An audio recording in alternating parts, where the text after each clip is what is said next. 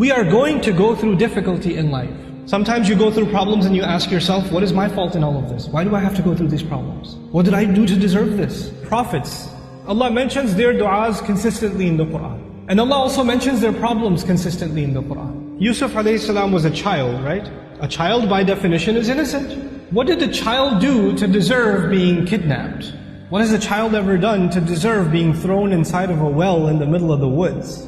What has a child ever done to deserve being sold as a child slave in a different land? When he grows up as a young man, what did he ever do to deserve being thrown in jail over a false accusation? And he spent many years in jail not because of something he did. He was innocent. He went through situations in life that if anybody else went through those situations, you'd say, life is unfair, man, what are you going to do? But you know what happens to a believer? They don't just say life is unfair. They say Allah is unfair, ma'adallah. Allah did that to him. Yet Allah says in Surah Yusuf, Wallahu ghalibun ala amrihi. Everything he did in his decision, every decision that was made for Yusuf, Allah was dominating that decision, overlooking that decision. How? Sometimes you and I go through difficulty because Allah knows something better is coming. Sometimes that better thing that is coming is for you, sometimes it's for somebody else. Sometimes the benefit of your difficulty will come back to you, the return will come back to you while you are still alive.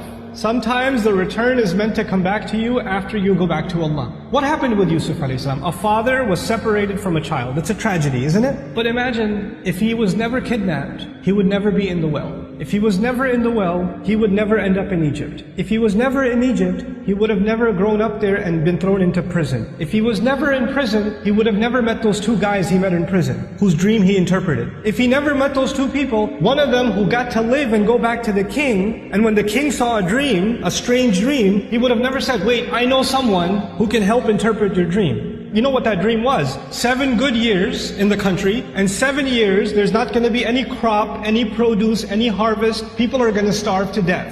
If Yusuf was not in prison, alayhi salam, and then was taken out to interpret that dream at that time, there would have been an economic, financial, social crisis in the country, and hundreds of thousands of children would have starved to death. One child suffered for a few years.